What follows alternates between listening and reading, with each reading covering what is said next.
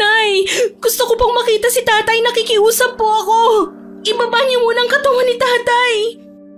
Huwag mo nang tignan ang mukha, Ara. Patay na talaga si Mang Aurelio. Nakita ng dalawa kong mga mata ang katawan niya. Kasama ako nung kunin siya sa kakahuyan. Nagbigti raw ang iyong ama. Diyos ko, bakit ngayon pa? Kung nagbigti si tatay, nasa ng tali? Bakit ayaw niyo ipakita sa akin kahit ang mukha niya? O kahit ang katawan niya? Gusto kong makita kung talaga nagpakamatay siya.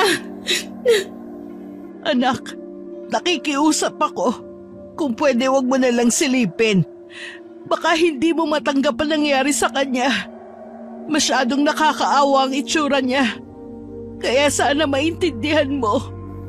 Bakit kayo pwede? Tumabi kayo! Alisin niyo ang taklob sa katawan niya! Hindi nga pwede! Bakit niyo ba ako pinipigilan? Gusto ko lang naman makita ang mukha ng ama ko! Hindi na nagpaawat si Ara sa pagtanggal sa puting kumot na nakataklob sa katawan ng ama. Parang huminto ang oras niya nang malantad sa kanyang paningin ang maitim at kulay ubing mukha nito. Halos maputol ang leeg sa higpit ng pagkakasakal. Bakit ganito ang nangyari kay tatay? Sigurado ba kayo nagpakamatay siya? At ano pa ba magiging dahilan ng pagkamatay niya? Bago umalis ang tatay mo, ibinilin ka niya sa akin. Para na siyang nagpapaalam. Hindi ako naniniwala sa mga signos.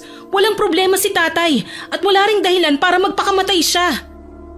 Kaya ayaw namin makita mong katawan ni Mang Aurelio dahil hindi mo rin makakalimutan ang itsura niya. Talagang hindi. Hindi rin ako naniniwalang nagpakamatay siya. Nasaan ang lubid na ginamit niya? Walang nakakita sa inyo, hindi ba? Hindi pa ba sapat ang marka sa leeg niya?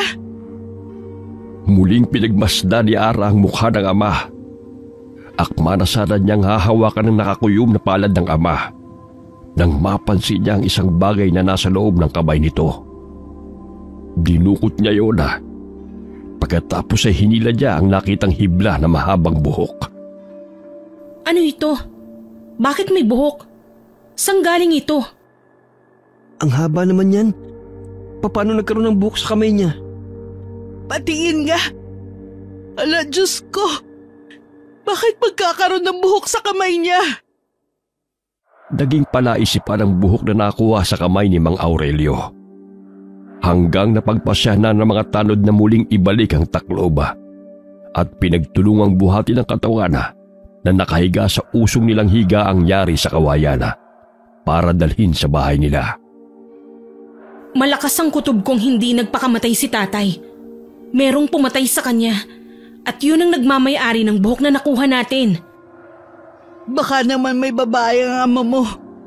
Hindi nagkaintindihan kaya pinatay siya. Nay, hindi po ganong klaseng lalaki si tatay. Bakit ba ayaw niyong maniwala na may pumatay sa kanya? Sandali. Wala naman po tayong sapat na ebidensya. Buhok pa lang ang hawak natin. Isang manggugupit ng buhok si Mang Aurelio. Kaya normal lang na magkaroon siya ng mga buhok sa kamay.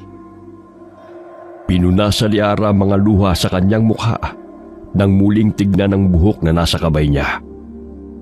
Kulay itim yun at kung susukatin niya sa kanyang katawan ay sasayad na yun sa lupa. Umuwi na muna tayo. Hindi magandang pakiramdam ko sa gubat na ito. Nobyembre 25 na pala ngayon.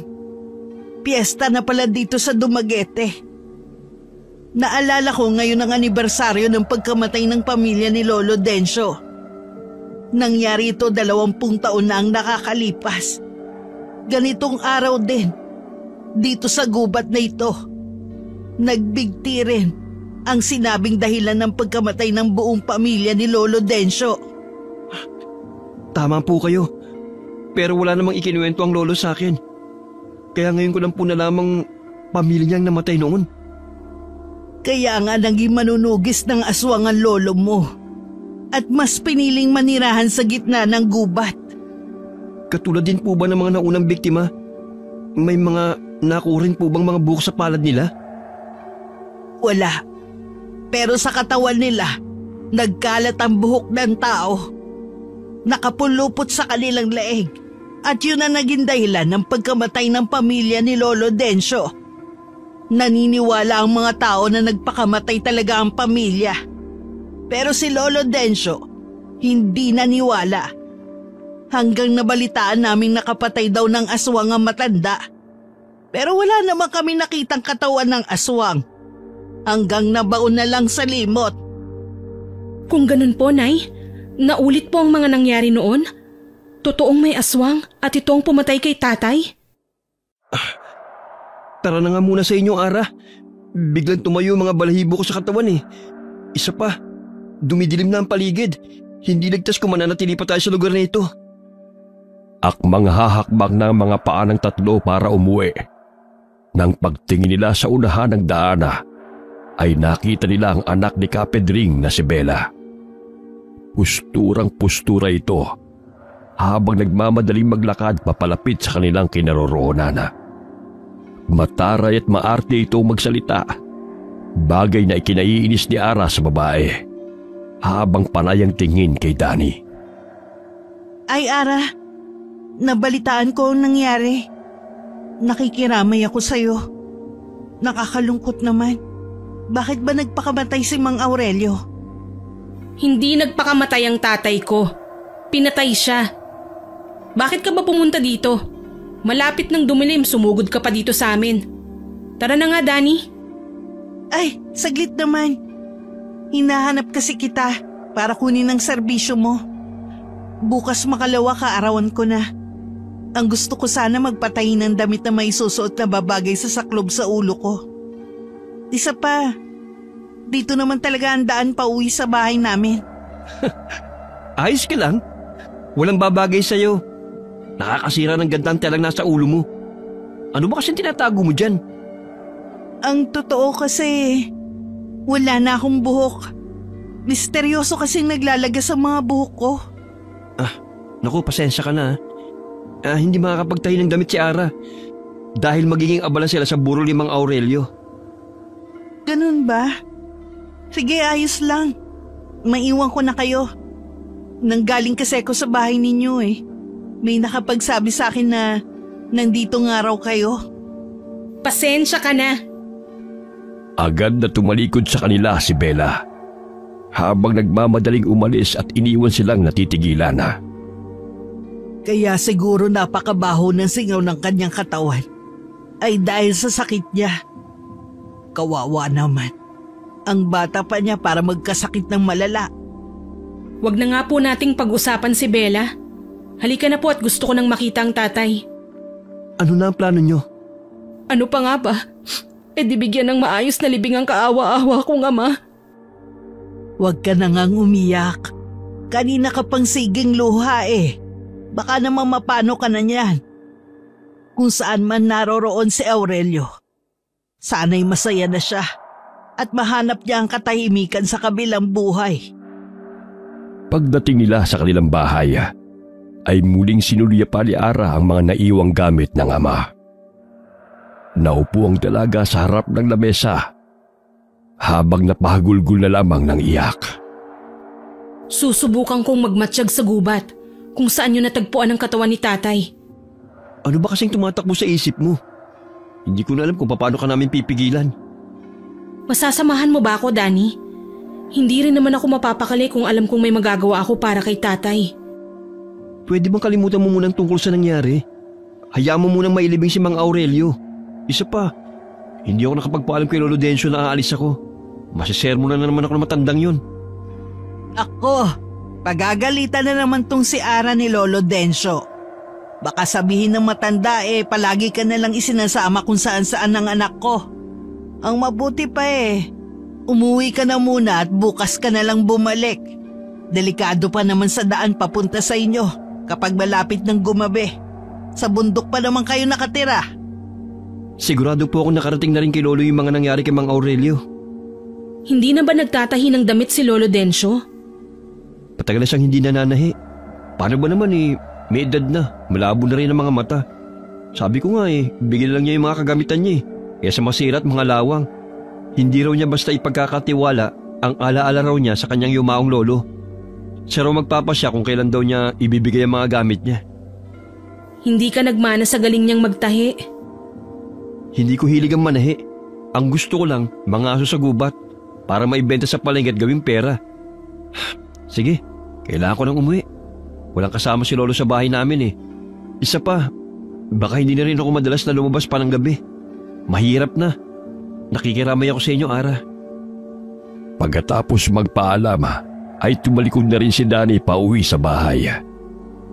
Naroon ang lupain ni Lolo Dencio sa gitna ng gubat, na kung saan ay bihirang mapasok ng mga tao. Naihatid na lamang ng tanaw ni Ara ang papalayong kaibigan, saka muling binalingan ng ina para mag-ayos sa burol ng ama. Pagkaraan ng 3 araw, pagkatapos ng libing ni Mang Aurelio, isang gabi, naabutan si Ara ng kanyang ina habang nagsusukbit ng itak sa kanyang bewang.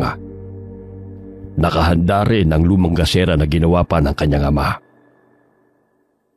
Hindi rin sila abot ng elektrisidad, kaya tanging gasera lamang ang pangpanglaw nila sa gabi. Saan ka pupunta?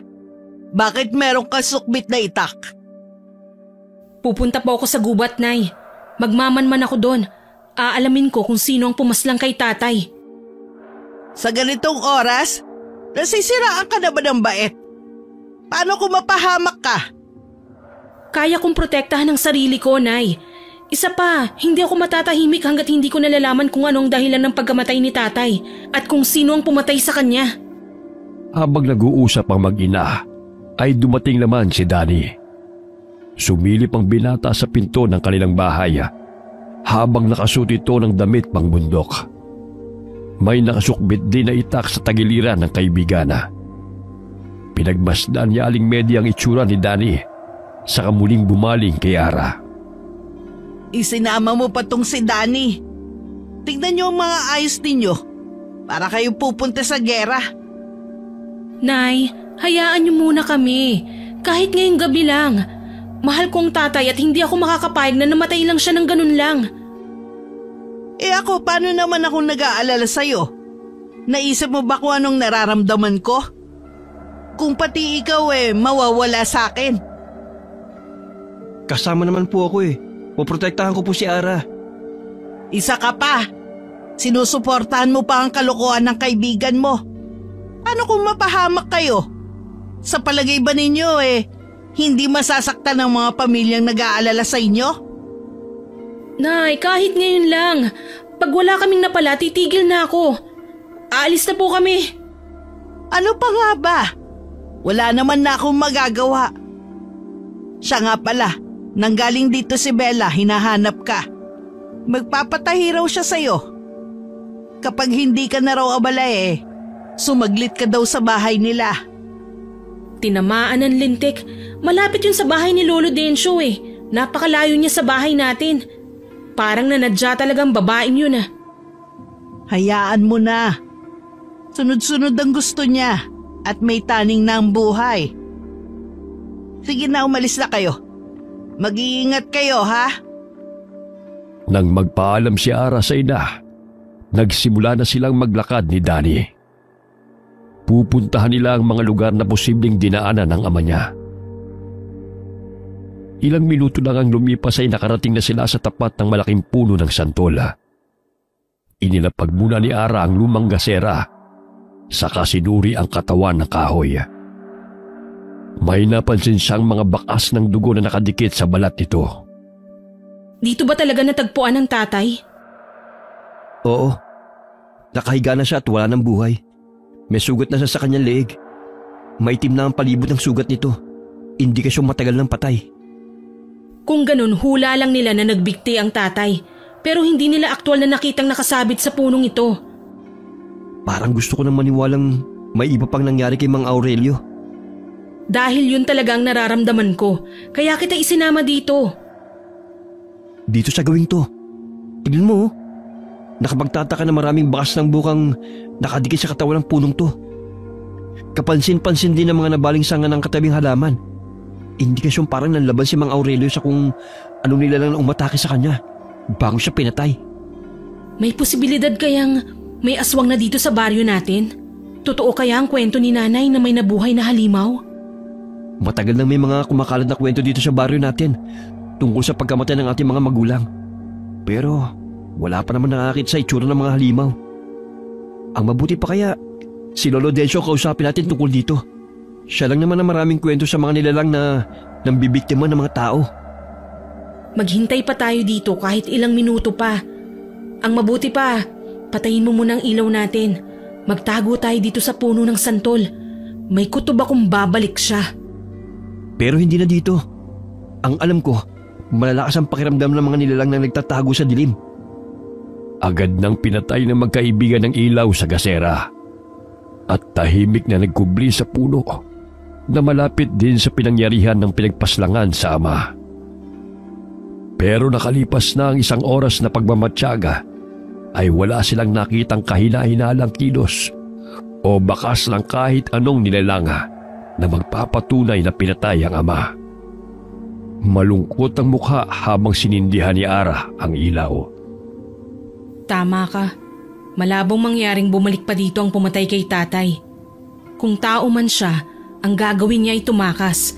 Kung aswang man, ang gagawin naman niya ay magpalipas ng ilang araw para makapambiktima ulit. Pero sa ibang lugar naman. Baka nga hindi pa yung taga rito sa baryo natin eh. Posibleng sa kabilang baryo na dito lang ng biktima. Ang mabuti pa itigil na natin ang pagmamatsyag. Pati trabaho ko apektado na rin eh. Isa pa, magtatahi na ako ng damit para kay Bella para tigilan na niya ako. Mabuti ka nga, may trabaho eh. Ang hirap naman dahil mano-mano lang akong magtahi. Kung sana may pera ako na pambili ng makina, hindi sana ako nahihirapan. Tad-tad na ng butas ng karayom ang aking mga daliri. Parang hindi kamay ng dalaga eh. Ang mahalaga, marami pa rin nagtitiwala sa'yo kahit tatahing kamay lang. O anong plano natin ngayon? Uuwi na. Baka hindi na makatulog si nanay sa kahihintay sa akin. Salamat nga pala sa pagsama mo sa akin ha. Tumango lamang si Danny saka nagsimulang maglakad. Hanggang sa pagsapit nila sa madilim na bahagi ng gubat, bigla silang tumigil sa paglalakad. Pinakiramdaman nila ang paligid nang bigla silang nakarinig ng malalakas na pagsigaw. Boses yun ng lalaking takot at humihingi ng tulong.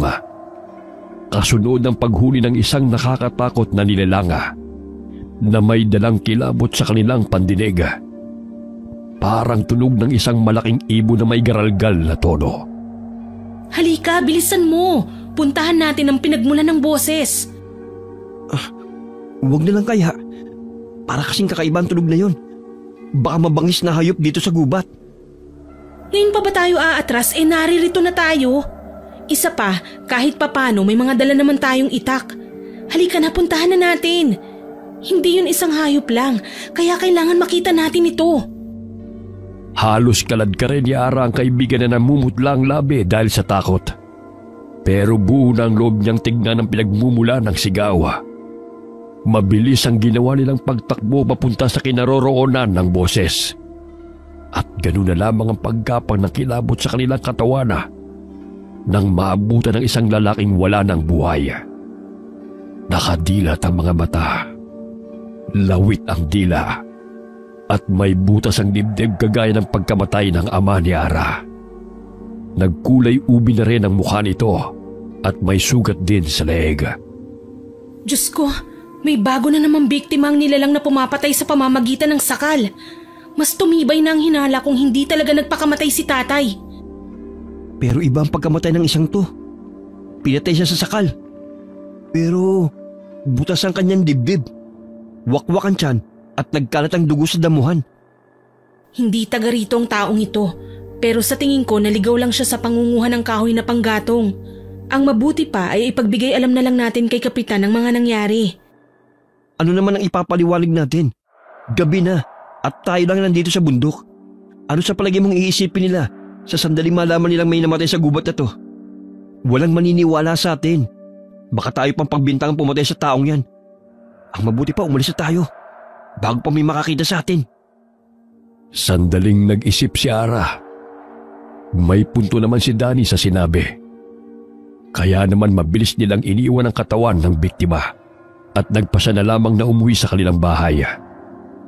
Sa tahanan na lang nila nagpalipas ang magdamag ang kaibigan dahil natakot itong umuwi ng mag-isa. Kinabukasan ay putok na ang balitang may panibagong namatay sa gubat. May ilang mga taong naniniwalang pinatay ito ng mabangis na hayop sa gubat. Tahimik lamang ang dalawa na nakikinig sa kwentuhan ng mga tao sa tapat ng kanilang bahay. Habang si Danny nagsisimula pa lamang maglakad para umuwi sa kanila. Ano nangyari sa lakad niyo kagabi? Bakit ganun si Danny? Magugulatin at hindi mapakali. Natakot po kasi siya sa bagong napapabalitang namatay kagabi. Ang alam ko po hindi ordinaryong tao ang pumapatay, kundi isang aswang. Aswang? Pati ba naman kayo naniniwalang may aswang sa baryong to? Kilala ang mga tao rito na may mabubuting puso at tahimik na namumuhay bilang isang tunay na tao. Kalokohan. Ang mabuti pa, puntahan mo na si Bella at talagang hindi ka titigilan sa kakukulit na ipagtahi mo siya ng damit. Naihanda ko ng mga dadalhin mo. Nay! At pwede ba, tigilan mo na ang kapipilit na may aswang sa baryo natin. Magtrabaho ka na muna. Wala na tayong kakainin. Patay na si Aurelio, wala na tayong ibang maaasahan. Hindi na binigyan ng pagkakataong makapagsalita si Ara ng kanyang ina nang iabot nito sa kanya ang maliit na baga na may mga lamang sinulid at gunting na ginagamit niya sa pagtatahi. Para namang pinagtatabuyan na ninyo kung umalis si Nay eh. Para hindi kung ano-ano ang inaatupag mo. Sige na, at nagsasawa na rin ako sa pangungulit sa akin ni Bella. Opo, pupunta na po. Napapangiti na lamang na pumasok ang kanyang ina sa kusina. Habang siya naman ay nagsimula na rin maglakad papunta sa bahay ni Bella. Saktong pagdaan niya sa lugar kung saan napatay ang lalaki, ay nagsipagtayuan na ang kanyang mga balahibo sa katawan. Binilisan na lamang niya ang paglalakad at mahigpit na hinawakan ng itim na baga. May mga nakasalubong siyang mga tanod na tumingin sa lugar na pinagkunan sa katawan ng biktima. Sumulyap pa ang matabang tanod sa kanyang dalang gamit, pero nilampasan lamang siya nito. Pagdating niya sa bahay ni Bella, ay nakita niya nakaupo ito sa balkonahe. Kasama ang amang si Kapedringa. Gawa sa sawali ang dingding ng bahay ni Bella. Maganda, malinis at ang bubong naman ay yari sa kugona. Mayaman na kung titignan na kapag nagkaroon ng ganitong kagandang tirahan. Ay, salamat naman. At natuloy ka na rin magpakita sa akin. Halika, pasok ka. Si Danny, hindi mo ba kasama? Hindi, wala namang gagampan ng trabaho ang lalaking yun dito.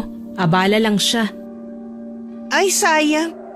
Sana isinama mo para may kakwentuhan tayo habang nananahi ka. Ano bang ipagagawa mo sa akin?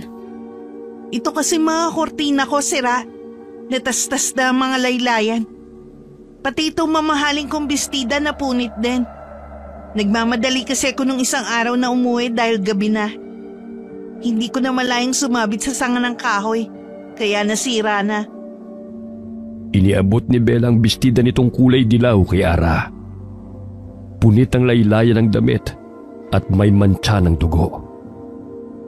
Napatingin siya sa mukha ni Bella na agad din namang naintindihan nito.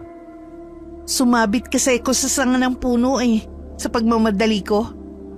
Eto, may sugat ako sa binti. Kasi naman sunod-sunod na ang mga namamatay sa gubat. Kaya natatakot na ako maglakad mag-isa. Gusto ko nga sana kausapin si Danny na kung pwede sana sunduin niya ako palagi kapag pauwi na ako galing sa trabaho. Bilang isang mga awit kasi, madalas umuwi ako ng hating gabi. Pwede bang mahiram ko muna si Danny? Mahiram? Ano siya, bag? Na pwede mong bitbitin kung saan ka magpunta? Tsaka si Danny ang tanungin mo, wag ako. Hindi ako pwedeng magdesisyon para sa kanya. Ay, ang sungit naman. Gusto ko lang naman makipagkaibigan sa kanya eh. Kaya lang palagi niya akong iniiwasan. Baka naman may gusto na siyang iba. Basta. Akin lang siya. Kaya kung may relasyon kayong dalawa, itigil mo na. Naku, magtigil ka sa iniisip mo. Kaibigan ko lang si Danny. Walang namamagitan sa amin. Teka, patingin nga ng gunting na gagamitin mo. Baka kasi makalawang na eh. Humawa pa sa damit ko. Inilalabas pa lamang ni Ara ang gunting ay hinablot na ito ni Bella sa kanyang kamay. Sinuri lang nito sa pamamagitan ng paghaplos sa talima, saka muling ibinalik sa kanya. Ayos naman pala. Sige na, papasok na ako sa loob. Marami pa akong gagawin eh. Ikaw na ang bahala dyan. Anong gusto mong ulam? Naku, wag ka nang mag-abala pa. Tatapusin ko na kagad tong pagtatahi ko. Tsaka kailangan ko na agad umuwi eh. Mahirap nang maabutan ng pagdilim sa daan. Teka, bakit ka ba nagmamadali? Saka magkano bang serbisyo mo sa damit ko? Nang maihanda ko na ang bayad. Mura lang ang singil ko sa'yo ha. Hindi ka naman iba, basta barya lang ha. Wala akong pangsukli sa'yo eh. Ilang sandali pa'y iniwan na siya ni Bella. Nahagip naman ng mata niya ang masamang tingin sa kanya ni Kapedring habang nagbabayo ito ng palay sa lusong paharap sa kalana. Nakakailangang uri ng tingin ito na hindi kumukurap ang mga mata. Saka lang din siya nakahinga ng maluwag nang mawala sa kanyang tabi si Bella. Dahil talagang napakabaho ng singaw ng katawan ng babae na parang nabubulok na lamana. Kahit na panay ang bahing niya, hindi nito nahalatang nababahuan na siya sa amoy ng babae. Pagkaraan ng 4 na oras na pananahi ni Ara, ay dumating naman si Danny, habang pawisan at habol ang hininga. Sinasabi ko na nga ba, nandito ka eh. Oh, Danny, anong ginagawa mo dito? Nanggaling ako sa bahay niyo. Sinabi ni Aling Medi na pinapunta ka nga raw niya dito sa bahay ni Bella. Ipinatatawag ka sa akin ni Lolo Densyo. Kakausapin ka raw. Mamaya na lang at tatapusin ko pa tong tinatahi ko. Ay, Danny, ikaw nga. Ano ginagawa mo rito? Sinasabi ko na nga ba eh. Pupuntahan mo rin ako dito. Bakit ba? Si Ara ang pinunta ko rito, hindi ikaw. Tapos ka na ba, Ara? Importante kasi sasabihin ni Lolo Densyo sa'yo eh. Isa pa, nabanggit kong nananahi ka rin ng mga damit. Kaya ang sabi niya, sunduin kita at may papagawa daw siya sa'yo. Mukha nga importante kasi halatang tumakbo ka pa para lang makarating kagad dito. Grabe ang hingal mo. Gusto mo ba na maiinom na tubig, Danny? Ikukuha kita. Naku, wag na. Salamat na lang. Sa bahay na lang ako iinom ng tubig. Malapit lang naman ang bahay ko eh. O paano? Tayo na, Ara. Nakasimangot namang nagdabog ng paa si Bella nang tanggihan ito ni Danny at iniabot kay Ara ang bayad sa pagtahi. Ang binata na rin ang nagligpit ng mga gamit ni Ara, sabay ng pagpaalam kay Bella para umalis. Nang makalayo sa bahay, habang naglalakad ay nagtanong si Ara kung bakit gano'n na lamang ang pakikitungo ng binata kay Bella. Ewan ko ba? Ang bigat kasi ng loob sa babaeng yun. Isa pa, ang baho, hindi ko talaga kayang amoy. Hindi naman amoy anghit, pero talagang nakakasuka. Parang may sugat na hindi naghihilom. Eh di bang sabi niya ay dahil sa buhok niya, nakita mo naman na hinahabol siya ng langaw. Pasensya na kung kasalanan ng pag-usapan ng isang tao tungkol sa mga kapintasan niya. Tama ka, pero talagang kakaibang babaeng yun. Pati ang ama niya, si Kapedring. Nakita mo ba ang sama ng tingin sa atin nang magpaalam tayong umalis kanina? Hayaan mo na. Ano ba kasing sasabihin sa akin ni Lolo? Ang mabuti pa, siya na lang ang tanungin mo. Ang hirap ipaliwanag eh. Oh, nandito na pala tayo. Mukhang naghihintay nga sa atin ng matanda. Nakaabang na kagad sa pinto eh. Ang ganda pala ng bahay ninyo. Ngayon lang ako nakarating dito eh. Ang sungit kasi ng lolo mo eh. Nakakapagtaka nga na gusto niya akong makita para makausap. Tungkol ito sa namatay na lalaki at sa tatay mo. Naikwento ko kasi sa kanya ang mga nakita natin kagabi. Alam niya kung anong klaseng aswang nakita natin pumatay sa biktima. Halika na, bilisan mo. Paglapit nila sa matanda na may seryosong mukha, ay agad itong pumasok sa loob ng bahay na gawa sa kugon at kawayan. Wala itong imik na nagpunas ng upuang mauupuan nila. Mabuti naman nagkaharap na tayo. Madalas kang ikwento sa akin ni Danny. Saan ka ba nang galing? At natagalang makabalik ang apo ko. Nagtatahi po siya ng damit ni Bella. Diyan sa kabilang bahay, kay Kapedring. Opo, pasensya na kung natagalan na. Tungkol saan po bang pag-uusapan natin? Tungkol sa totoong pumapatay sa mga tao nitong nakaraang mga araw. At kasamang pumatay sa iyong ama. Naikwento na sa akin ni Danny ang mga nangyari. Nangangamba ko na ang mga nakalaban ko noon ay muling bumalik para hanapin ang nagmamay-ari ng mutya ng page. Teka, hindi ko kayo maintindihan eh. Bakit niyo po sinasabi sa akin ang bagay na ito? Dahil ikaw lamang ang may taglay ng kakayahang humawak ng mutya ng page. Lolo, bakit si Ara? Dahil mananahi lamang ang pwedeng humawak ng isang uri ng armas. Isang gunting na nagtataglay ng kakaibang kapangyarihang taglay ng mutya ng page. Laban sa mga aswang na kubot. Seryoso po ba kayo sa mga sinasabi ninyo? Ako ang hahawak sa gunting? Pero wala po akong sapat na kakayahan para gamitin ang bagay na yun. Isa pa, aswang na kubot ang kalaban ko. Anong klaseng nilalang yun? Dati kasi manunugis ng aswang na kubot si Lolo. Kaya lang nung matalo niya ang mga pinuno ng mga halimaw, umalis sila, nagpakalayo-layo. Kaya ngayon nauulit na naman ang mga pagpatay sa kakaibang paraan. Natitiyak ni Lolo na nagbalik na ang mga halimaw na siya ring pumatay sa mga magulang at lola ko. Kung ganun, totoo ang kwentong tinutukoy ni Nanay na naging biktima noon ng aswang ang pamilya ni Lolo Densyo. Ano bang itsura ng kubot? Sandali lang ha, at may kukunin lang ako sa luma kong baol. Naroon ang mga kagamitan ko at sulat kamay na nagpapaliwanag sa totoong itsura ng mga kubot. Saglit na umalis ang matanda sa harap nila para pumasok sa silid nito. Nang bumalik ay may dala na itong baul na yari sa matigas na tabla ng kahoy. Inilapag yun ni Lolo Densyo sa ibabaw ng lamesa. Saka binuksan ang baul at dinukot ang nakaplastik na libro. Ganun din ang may katamtamang sukat ng gunting. Matagal na panahon ko na itong itinago. Magmula nung huli naming sagupaan ng mga kubot. Heto ang libro ko. Naririyan at mababasa mo ang mga sinulat ko. Oh, nahulog ang inyong panulat na may balahibo pa ng manok sa dulo. Pinasadahan ng tingin ni Ara ang pahina ng lumang libro. Kulay brown ang pabalat na may mga nakasulat na letrang naglalarawan sa aswang na kubot. Sinasabi po dito na ang aswang na kubot ay may kakayahang pahabain ang kanilang mga buhok. Ginagamit nila ito para patayin ang biktima bago sipsipin ang dugo at kainin ang laman loob.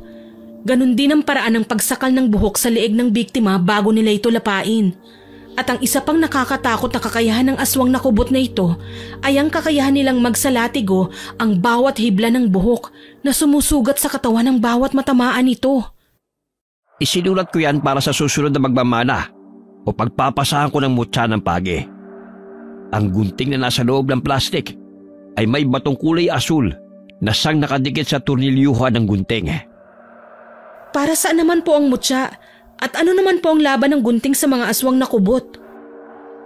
Ang sinumang nagmamay-ari ng gunting na may mutya ng page ay may ilang mga pagsubok na kakaharapin bago sumalib sa kanya ang kakayahan nito.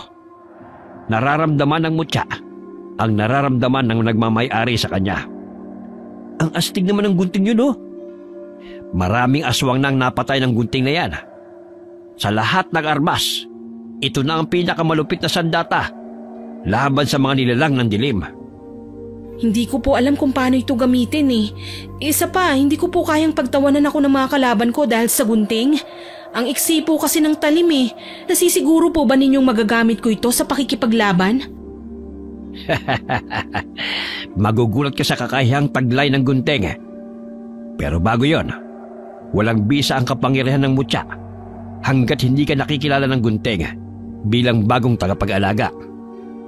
Hindi ko po ito matatanggap, Lolo. Bakit hindi mo muna hawakan ang gunting?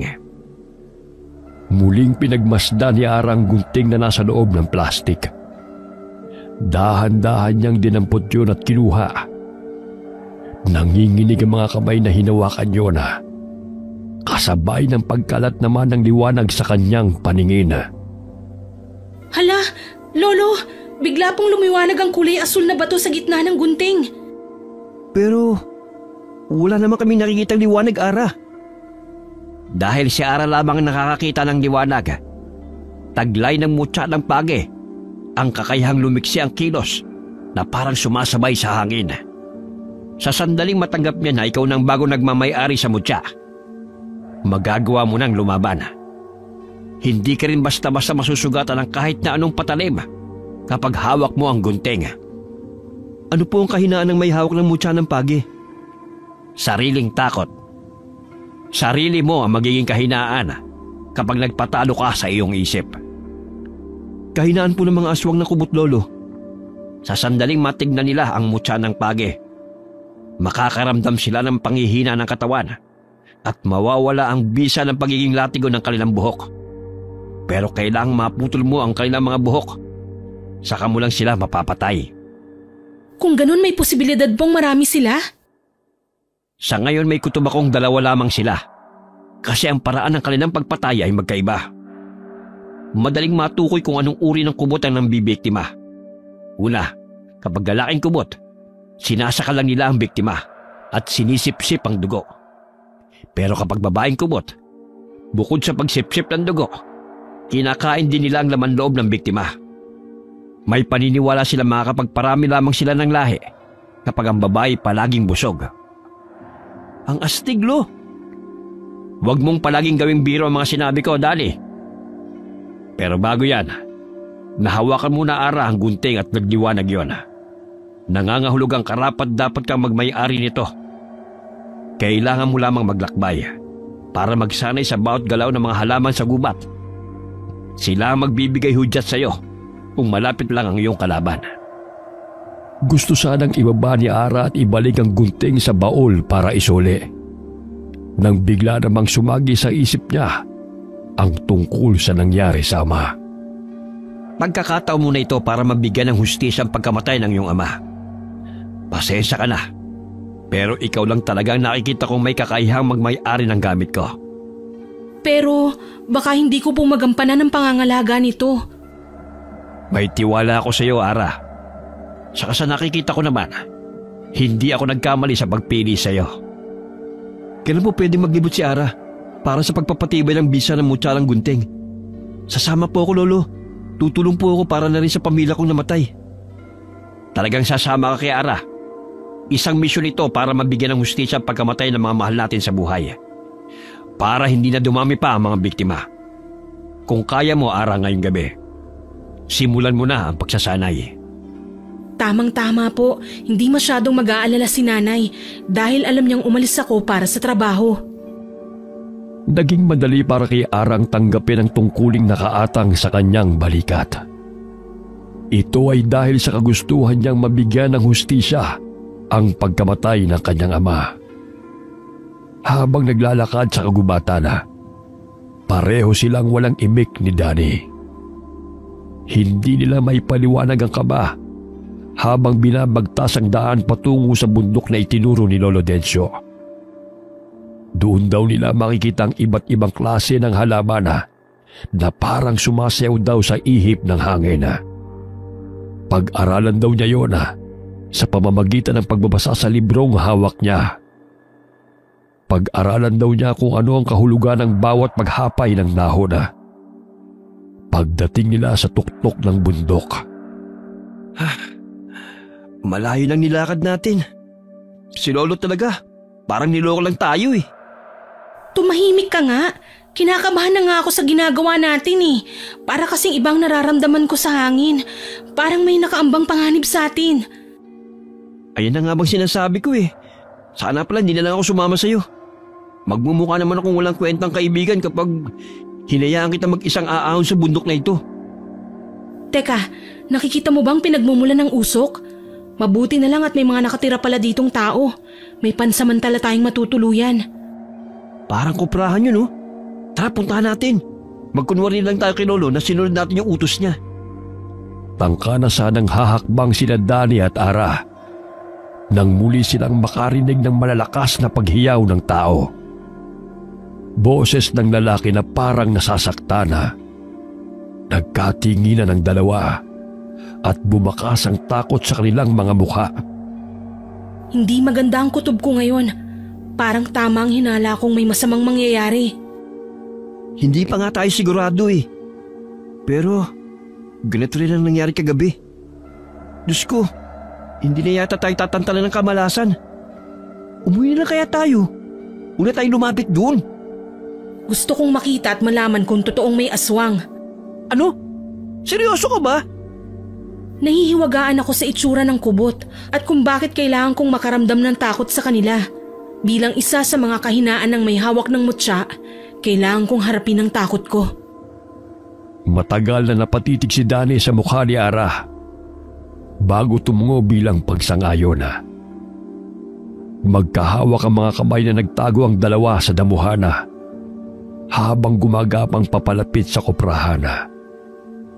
Wala na silang naririnig na sigaw. Ang naririnig na lamang nila ay ang malakas na pagngasab na kumakain na nililanga. Pag-angat nila ng mukha para sumilip, halos manlaki ang kanilang mga mata sa nasaksihang panginginain ng isang nililanga na may mahabang buhok. Ang kubot, totoong siyang pumapatay sa mga tao. Wala na siyang ligtas. Teka, bakit parang kakaibang kanyang itsura? Isang matandang kulubot ang balat. Nakalutang ang mahabang buhok na sumusunod sa ihip ng hangin. May bago na naman siyang biktima. Mukhang gusto ko na talaga magsisi na sumama ako sa iyo, Ara. Umuwi na tayo. Dating gawi, wala tayong nakita. Paano ang pamilya ng biktima? Ngayon pa ba tayo tatakbo? May hawak na akong armas. Kung totoong makapangyarihan ito, gusto kong subukan kung gaano ito kalupit sa mga aswang. Wala sa loob na lumabas si Ara sa kanilang pinagtataguan habang si Danny na natiling nakadapa sa damuhana. Tumigil sa pagngasab ang nilalang na nakatalikod sa kanila habang kitang-kita niya ang paa ng biktima. Dahan-dahang tumayo ang aswang. Hoy! Ikaw na halimaw ka! Ako ang harapin mo! Impakta ka! Ara, ano ba? Nagpapakamatay ka ba? Ang sabi ni Lolo, huwag tayong magpapakita ng takot sa aswang. Kaya naniniwala kung kaya ko rin siyang malabanan kapag nakita niya na nasa akin ang gunting na ito. Inilabas ni Ara ang gunting at kitang-kita niya ang pagkislap ng bato sa gitna nito. Pero hindi niya inaasahan ang makikita sa totoong itsura ng halimaw nang ito ay humarap sa kanya at tuluyang nalantad ang nakakatakot na anyo ng isang kubot. Diyos ko, nakakatakot ang itsura niya. Tumakbo na tayo. Hindi mo dapat siya tinawag. Isang pagkakamaling pagtawag ng pansin sa kanya. Tama si Lolo Densyo. Talaga palang nakakatakot ang itsura niya. Ang mapupula at matatalas niyang ngipin, pati ang mga kuko, idagdag pa ang buhok niyang parang lumulutang sa hangin. Anong lumulutang? Sinisimulan niya ng pahabain ng kanyang buhok para napain tayo. Dala ng matinding takot at kilabot sa itsura ng kaharap, napatayo si Danny mula sa pagkakadapa sa lupa at hinawakan ang kamay ni Ara para hilahing tumakbo. Pero naging maagap ang kubot. Nagawa na nitong pahabain ang buhok at naipulupot na kaagad sa binti ng magkaibigan. Tulungan mo ako, Ara! Humahawak ka sa kamay ko para hindi ka mahila papalapit sa kanya. Huwag mong bibitiwan ang gunting! Putulin mo mga buhok na nakapulupot sa binti ko! Bilisan mo, Ara! Gugupitin na sana ni Ara ang buhok na nakapulupot sa binti ng kaibigan. Isang mahabang hibla ng buhok ang pumulupot din sa kanyang kamay. Magaspang at mahigpit ang pagkakagapos sa kanyang kamay. Kumabog ang kanyang dibdib dahil sa kaba at nagsimulang manginig ang buo niyang katawan. Ang sakit, Danny! Ang lakas ng buhok niya! Pakiramdam ko mapuputol ang mga kamay ko. Kumapit ka sa buhok niya! Pagkatapos maghanap ka ng kahoy, ibato mo sa mukha niya! Malapit na matanggal ang pinagkakapitan ko! Gamitin mo ulit yung gunting, bilisan mo! Malapit na ako makabitaw sa kahoy! Pero nagawa ng mabitiwan ni Ara ang hawak na guntenga kasama ang mga gamit niya sa pananahi. Nahila silang dalawa ng buhok at sa isang iglap ay nasa harapan na nila ang nakakatakot na halimaw. Umalingasaw ang mabaho nitong amoy kasabay ng paglabas ng manipis nitong dila. Dinilaan nito ang pisngi ni Danny. Bumuka ang bibig nito sa mukha ng binata. At halos lahat ng mabahong hangaw ng aswang ay nalanghap nila. Kasunod nun ay ang nakakakilabot na pagtawa ng aswang. Sinasabi ko na nga ba? At makakatatlo ko ngayong gabi. Ano bang ipinagmamalaki mo, babae? At inaabala mo ko sa aking pagkain? Gusto mo bang ikaw ang isunod ko? Bitiwan mo kaming magkaibigan! Ang baho ng bibig mo, halimaw ka! Ano ko, tanga? Matitikman ko rin ang dugo ng dalaga kung gaano kasarap! Pumulupot ang buhok ng kubot sa leeg ng magkaibigan at kahit anong pagpupumiglas ang gawin ni Ara, ay hindi niya matanggal ang buhok ng aswang na sumasakal sa kanyang leeg. Dahil sa sakit na kanyang nararamdaman, nagsimulang umagos ang luha sa kanyang pisngi. Lalo siyang nag-alala nang makitang nahihirapan ng makahinga si Danny. Pero binitiwan ito ng halimaw kaya't bumagsak ang binata sa lupa habang nanghihina. Danny! Huwag kang matakot sa kanya! Lumaban ka! Kunin mo ang gunting sa tapat ko! Bilisan mo! Agad na kumilos si Danny para kunin ang gunting pero nahampas ito sa likod ng malalatigong buhok ng aswang. Muling natumbang binata at bumagsak sa lupa. Pinilit nitong gumapang papalapit sa kinaroroonan ng armas ni Ara. Bago pa man ito madampot ang sandata, ay muling tinamaan ng buhok sa likod si Danny at pumulupot yun sa leeg niya. Nag-iwan ng sugat ang hibla ng buhok ng aswang. Napunit din ang suot na damit ng binata. Habang si Aray pinipilit tanggalin ang mga buhok sa leeg niya, pero iniangat lamang siya nito sa lupa at inihampas siya sa kahoy. Halos mapaigik siya sa sakit nang maramdaman ng matigas na punong tumama sa kanyang tagiliran. Bumagsak siya sa lupa habang namimilipit sa sakit. Hindi pa nasihana ay muli siyang inatake ng buhok ng kubot para muling sakalin. Bitiwan mo ang babaeng yan! Dahil kung hindi, mapipilitan akong italak sa iyong gunting na ito! Lolo, bakit po kayo sumunod? Dahil sa palatanda ng hangin sa mga dahon, hindi nga ako nagkamali. Nalalagay na pala kayo sa panganib. Talaga palang matanda ka na. Akala mo ba maloloko mo ko? Nagkakamali ka. Alam kong huwad ang gunting na hawak mo. Ito ang tunay na nasa lupa. Bakit nasa babaeng ito ang mutya ng page? Dahil ba mahina ka na? Inutil itong pinagpasahan mo ng gunting! Masyadong mahina at walang alam! Umalis na kayo, Lolo. Lolo, si Ara po. Nasa sakal ng buhok ng aswang na yan. Tulungan niyo po siya. Mabilis na kumilos si Lolo Dencio. Ay nagawa pa rin itong magtumbling para makalapit sa kinaroroonan ni Ara.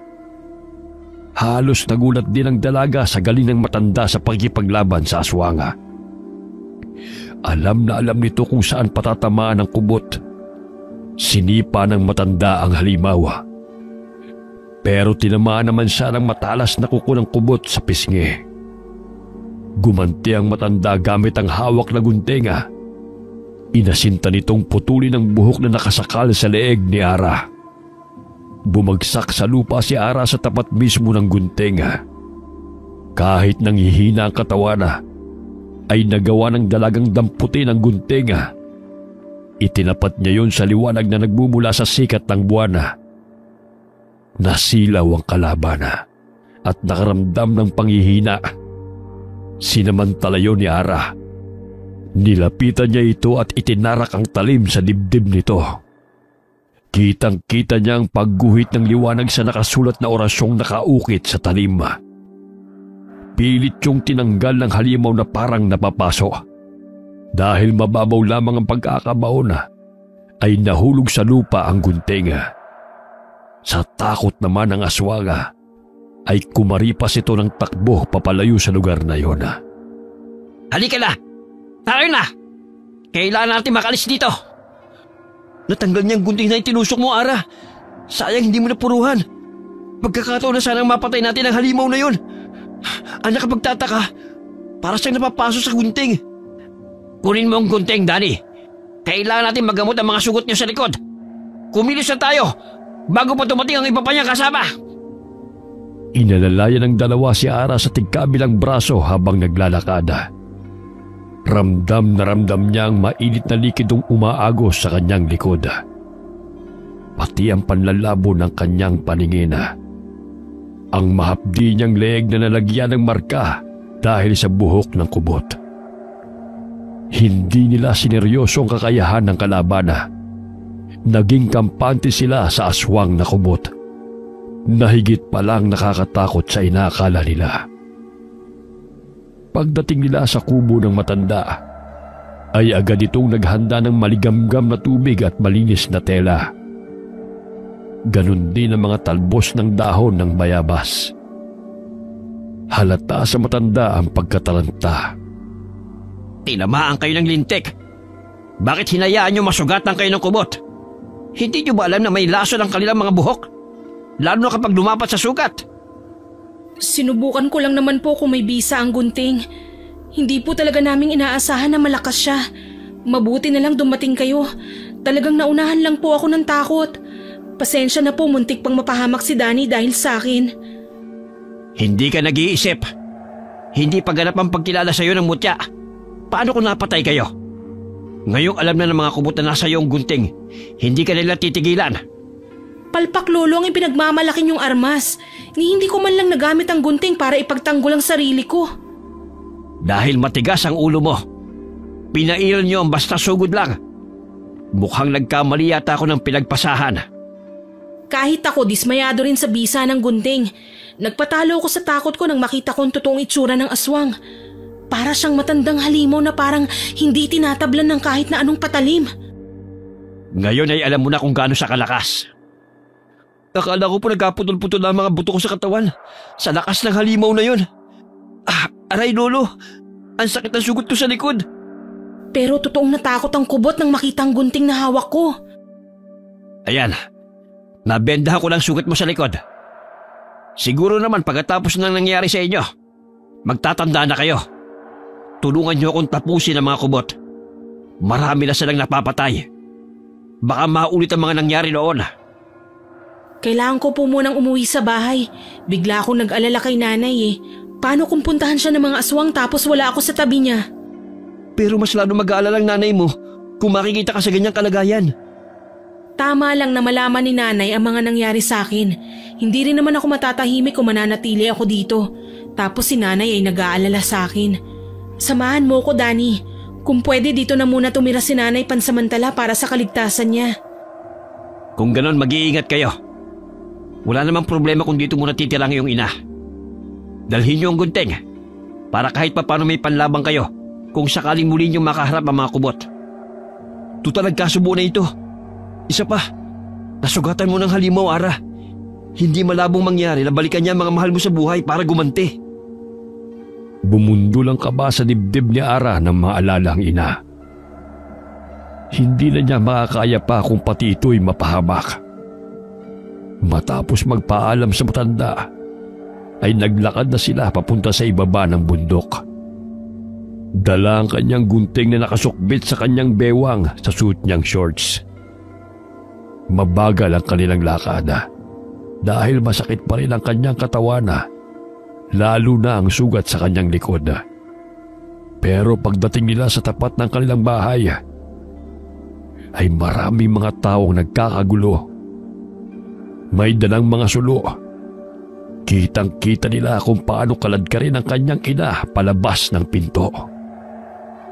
Galit na galit ang mga tao habang nakatutok ang hawak na sibat sa kaawa-awang si Aling Medi.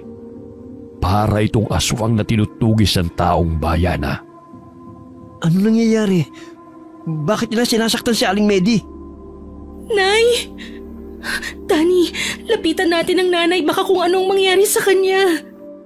Ito na nga bang kinatatakutan ko eh. Ang ibintang sa'yo nangyari kanina. Anong ibig mong sabihin? Magtago muna tayo rito.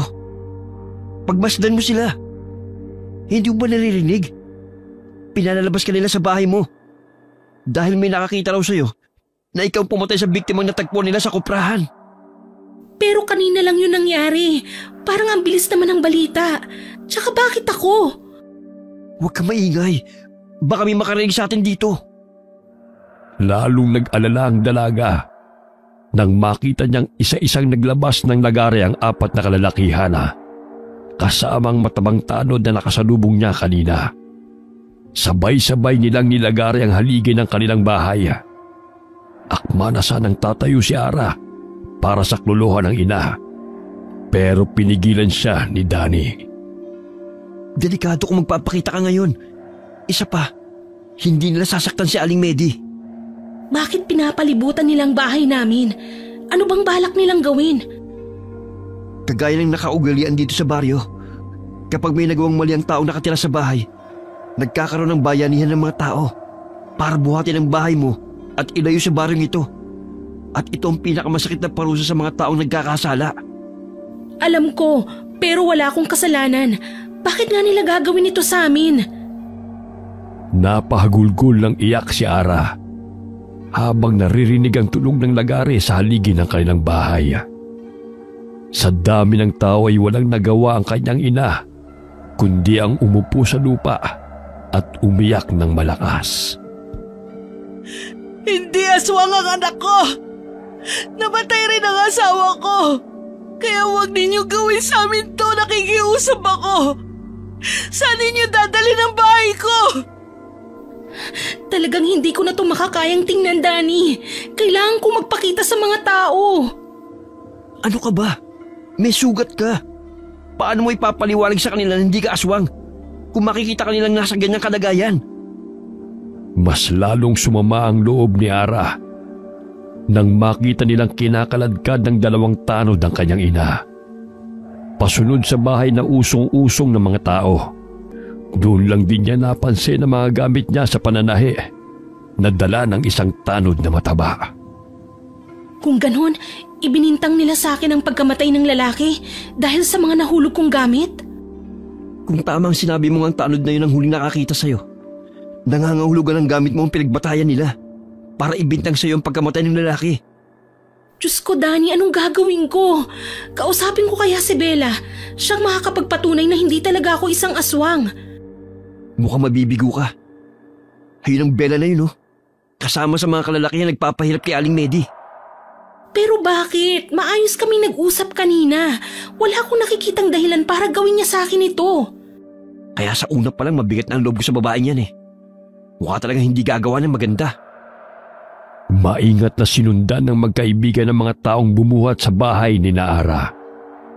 Walang pakialam at bingi sa lahat ng pakiusap ni Aling Medi ang mga tanod na huwag na itong dalhin sa gubat. Abot langit ang galit ni Ara, lalong-lalo na kay Bella, na masaya pang inuutusan ng mga tao na mas ilayo pa ang bahay sa lugar kung saan sila nakatira. Gusto niya itong sugurin at tuluyan na ngang kalbuhin. Ang mabuti pa, sa bahay ka na muna namin magtago. Hindi na iisipin pupunta ka sa amin dahil isang manunugis ng aswang si Lolo.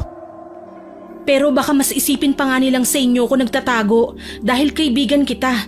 Baka pati kayo ay mapahamak. Dani, anong gagawin ko? Nag-aalala na ako kay nanay. Baka ito na ang pangalawang pagsubok na sinasabi ni Lolo. Susubukan ito ang iyong katatagan. Kaya kailangan mong maging malakas. Halika na, sumamak na sa akin. Mas ligtas ka sa bahay ni Lolo. Paano si nanay? Hindi siya sasaktan ng mga tao. Dahil ikaw lang talaga ang sadya nila. Kaya tayo na, bago pa nila makita tayong magkasama. Naluluhang napatayo si Ara para sumama sa kaibigan. Kahit ayaw pa niyang iwan ng ina, ay nagmamadali silang nagtago sa puno para siguraduhin nasa maayos na kalagayan ng kanyang ina. Pagkatapos malaman kung saan inilagay ang kanilang bahay, ay nilisan na nila ang lugar na yon. Saka na lamang niya ililigtas ang ina kapag wala na ang mga taong nakabantay sa labas ng kanilang kubo. Pagdating nila sa bahay ni Danny, nagulat pa ang matanda nang makita ang kanilang mga itsura. Na bukod sa pawisana, ay parang pinagtampuhan ng tadhana dahil sa pamamaga ng mata ni Ara. Ano nangyari? Bakit ganyan ang mga itsura nyo? Ang bahay po ni Ara, dinala nila malapit sa ating tirahan. Teka, sino nagdala? Saka, bakit nila gagawin yon? Isa yung parusa sa taong nakapatay ng tao. Hindi mamamatay tao si Ara. Bakit nila pagbabayanihan ang tirahan ng kaibigan mo? Ibinintang po nila sa akin ang pagkamatay ng lalaki sa kuprahan nang dahil sa mga nahulog kong gamit sa pananahi. Pumasok muna tayo sa loob ng bahay at baka may makakita sa atin dito. Bilisan nyo. Danny, isarado mong mabuti ang bintana at pinto ng kubo. Dalhin mo si Ara sa sikretong silid sa ilalim ng lupa. Halos mapadapa si Danny sa paghila sa kamay ni Ara. Nang mga sandaling yun ay tuluyan ng bumagsak ang luha ni Ara. Dala ng matindi niyang pag-aalala at hiya para sa matanda. Nang matiyak ni Lolo Dencio na maayos na ang lahat, ay saka ito pumasok sa silid at pinag-usapan ng mga dapat na gawin. Pero hindi nagtagala ay may mga tao nang nagtatawag mula sa labas ng bahay ni Lolo Dencio. Simula pa lamang ito ng laban. Nangyari na ito sa akin noon. Nagsisimula pa lang ako sa larangan ng pagiging birador at manunugis ng aswang. Sinubok na rin ako ng pagkakataon. Kasama yan sa pagdadaanan mo. Kumikilos na ng palihimang mapagpanggap na aswang. Kahit na ano mangyari, wag na wag kang lalabas, Danny. Lalong-lalo ka na, Ara. Kung gano'n, Lolo, may kakaya magpanggap na tao ang mga kubot? Oo, dahil mga tao rin sila. Nagiging malakas lang at lumalabas ang kanilang kakayahan sa gabi para mabuhay o kumain ng tao. Sige na, baka makahalata ang mga tao kapag natagalan akong lumabas. Naiwang nakikiramdam ang dalaga sa naging usapan ng matanda sa labas. Panay din ang buntong hininga ni Danny habang tahimik na nakatingin sa kanya. Biglang naramdaman ni Ara ang pag-init ng gunting na nakasuksok sa tagiliran niya. Danny, nararamdaman kong biglang uminit ang gunting. Bakit kaya? Huwag kang umalis. Ibinilin sa atin ni Lolo na wag kang lalabas ng bahay dahil baka magkaroon sila ng hinala kapag nakita nila ang sugat mo. Matyagang naghintay sina Ara at Danny sa loob. Inilabas na rin niya ang gunting na hindi nawawala ang pag-init noon.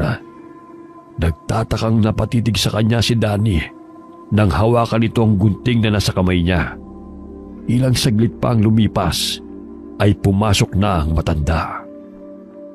Nagsisimula na ang mga tao na magronda para hanapin ka, Ara. Ang alam nila ay isa kang aswang. Si Bella ang nagpatunay na nakita ka raw niyang tumatakbo palabas ng kuprahan.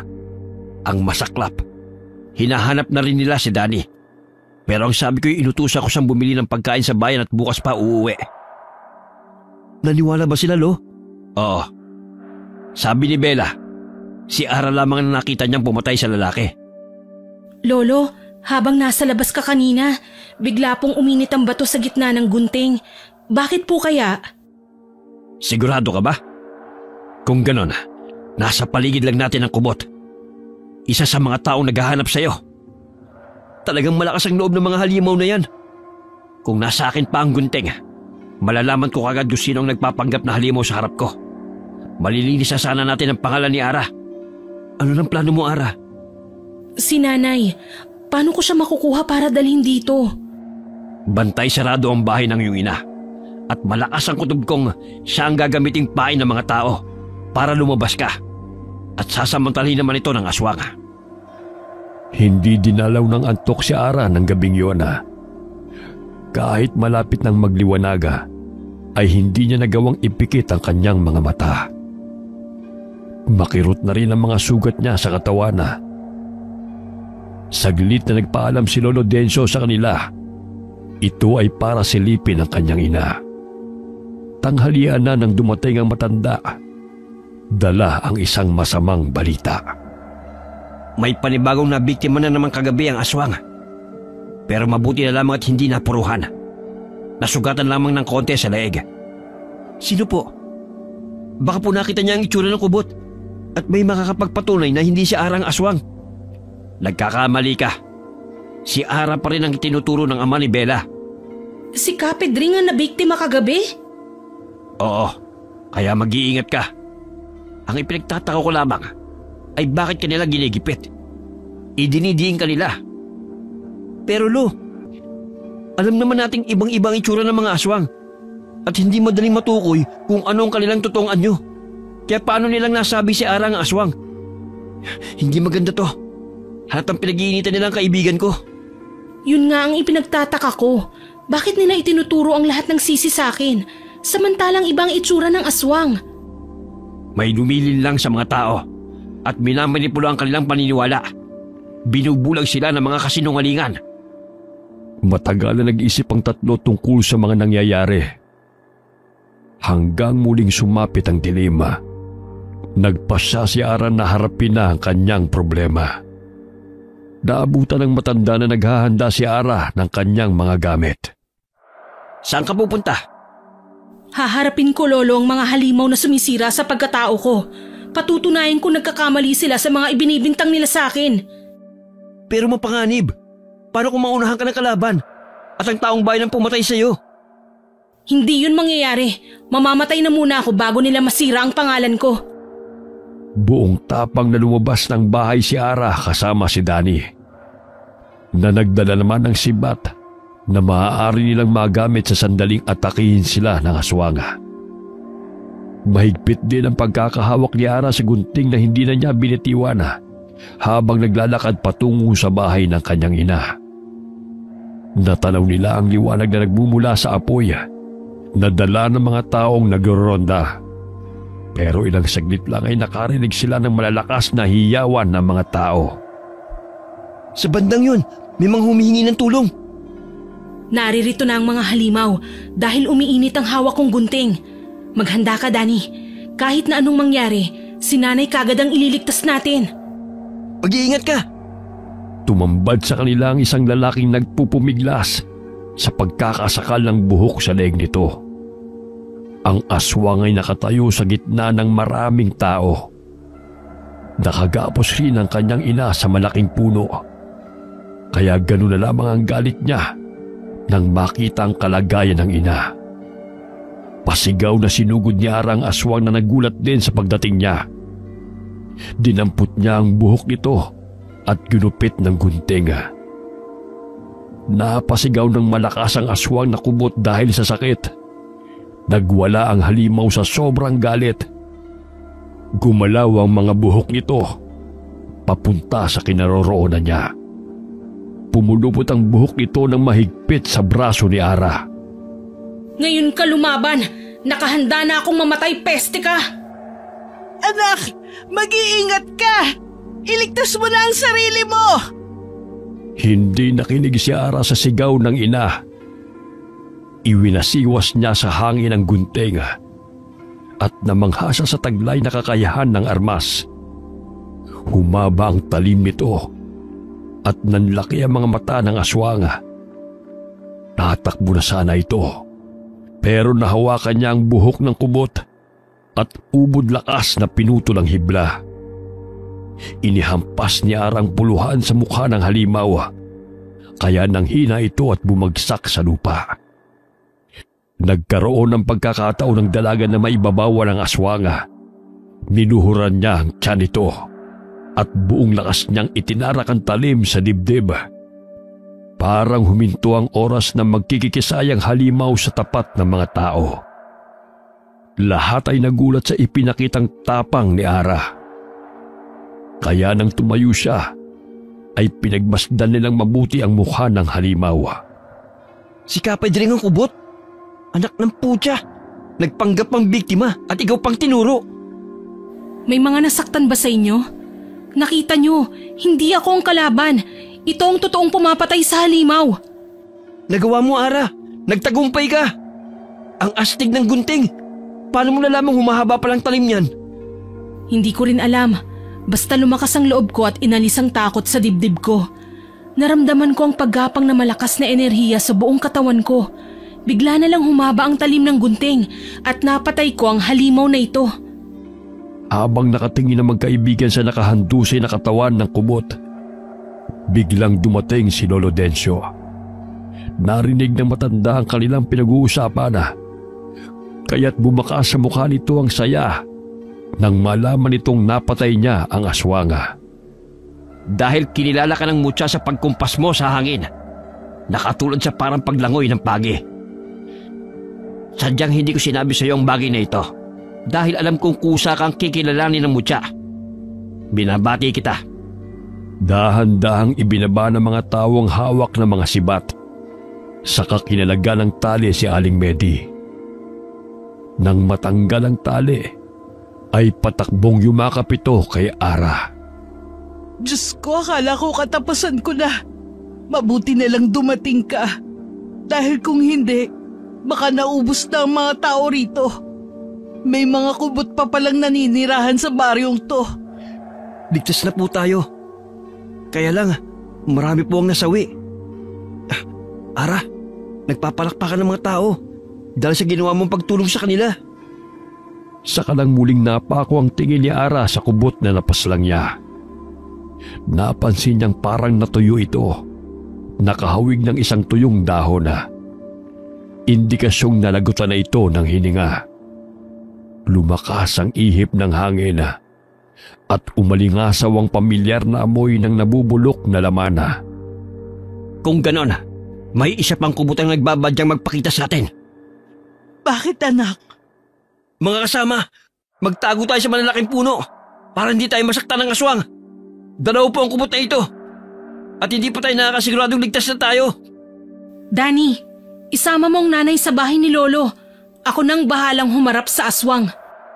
Hindi pa tapos magsalita si Ara, ay bigla siyang nakaramdam na may mga matang nakatingin sa kanila. Inilibot niya ang paningin sa paligid at nakita niyang nakatayo sa madilim na bahagi ng kakahuyan si Bella. Nagbago ang anyo nito at tinanggal ang telang nakatakip sa ulo. Hindi totoong unti-unti itong nakakalbo. Dahan-dahang humabang hibla ng buhok ni Bella at inatake nito ang leeg ni Aling Medi.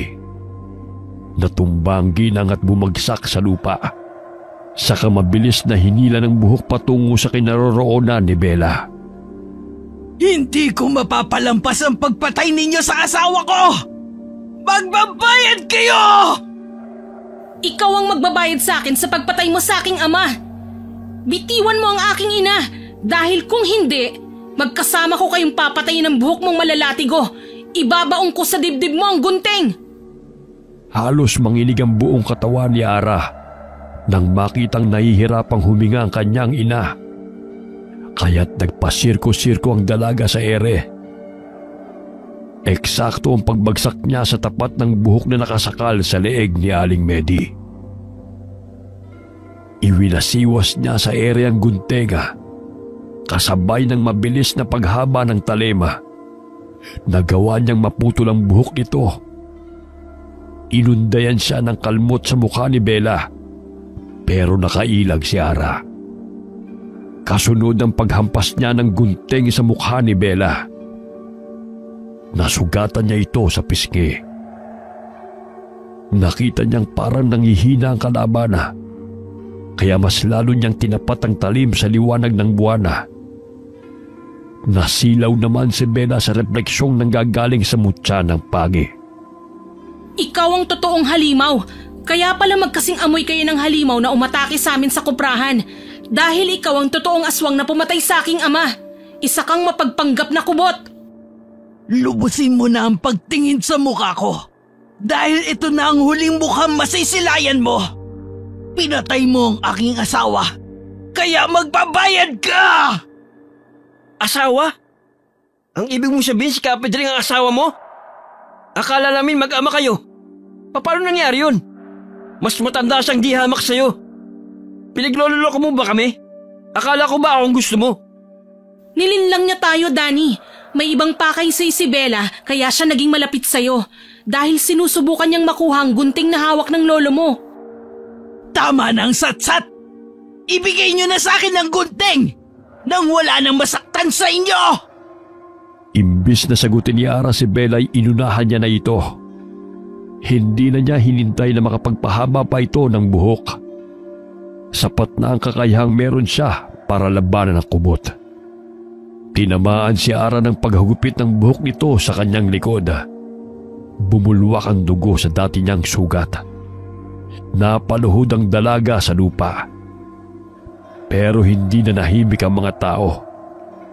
Lalapitan na sana ni Bella si Ara nang paulanan nito ng sibat ng mga nagloroda. Kaya lamang sadyang maliksi ang halimaw. Sabay-sabay nitong napuluputan sa leeg ang 3 tanod na nahagip ng buhok nito. Itinuon ni Ara ang talim ng gunting sa lupa. Saka inusan ang orasyong nakasulat sa talim. Sinundan niya ang pagguhit ng liwanag sa bawat salita ng siya lamang ang nakakakita. Dahan-dahan niyang binigkas ang orasyon na Bersabes Termundo el Patirno! Bersabes Termundo el Patirno.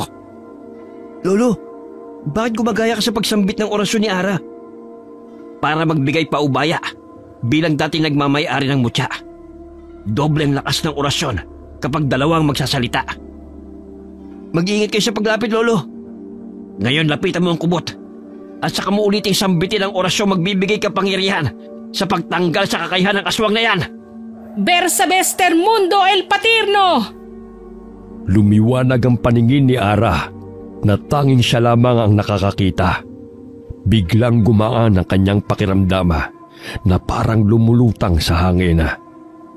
Dahan-dahan siyang lumapit sa hindi makagalaw na kalaban. Humangin ng malakas at nang itapat niya ang mutya ng pagi sa mukha ni Bella, kusang natanggal ang mga buhok nito sa anit. Bumagsak sa lupa si Bella, pati ang mga taong nasasakal ng buhok ng aswanga. Ubod lakas na niluhura ni Ara ang nakahigang katawan ni Bella at itinarak niya ang gunting sa dibdib nito. Nanginginig ang mga kabaya. Napilit binubunot ni Bella ang talim na nakabaon sa dibdib nito. Kasabay ang pagbula ng bibig ng babae, ang paggaralgal ng boses at paglabas ng dugo sa ilong at bibig nito. Nagtikisa itong pilit pa ring hinahawakan ng humabang gunting. Pero parang napapaso lamang ito at tuluyang bumagsak ang kamay sa lupa. Yan ang nararapat para sa'yo, halimaw ka. Muntik mo pa akong pagbayarin sa mga kasalanang nagawa mo. Yan ang tunay na itsura ng kubot. Isang matandang babae na nagpapanggap na isang bata. Kaya pala nung pumunta siya sa bahay ay umiit ang gunting. Dahil siya na pala ang halimaw na matagal nang nambibiktima sa mga kalalakihan. Ang galing mo, anak! Nagawa mong pumatay ng aswang sa harap ng maraming tao! Isa-isang nagpasalamat at humingi ng tawad ang mga tao sa kanilang mag-ina tungkol sa nagawa nilang pananakit sa kanila at paglilipat ng bahay sa bundok. Ito ang natatagong kaugalian sa liblib na baryo na kanilang tinitirhan. Na kapag nagkasala ka ng pagpatay sa tao, kailangang magbayanihan ng mga mamamayana para itaboy ang bahay sa malayong lugar bilang kaparusahan. Pero dahil nagkamali sila ng paratanga, kakailanganin nilang magbayanihan para buhating muli ang bahay at ayusin ang mga nasirang haligi. Kapag natapos na ang pag-aayos, ay saka naman nila didikitan ng tuyong palaspas na mula sa dahon ng nyog ang dingding bilang pagbibigay respeto sa kabayanihang ipinakita ng nakatira. Kabayanihang pagpatay sa mga kampo ng kadilimang nagtatago sa dilim. at tungkulin naman ng may-ari ng bahay na magpakain ng mainit na pansit at kakanina. Muling naibalik ang katahimikan sa baryo hanggang sa kasalukuyan ay nangyayari pa rin ang ganitong kaugalian hanggang itinuring ang mga taong naninirahan dito na City of Gentle People. Si Ara naman bilang manunugis ng aswang ay binansagang babaeng bayaning may sandatang gunting. Wakas.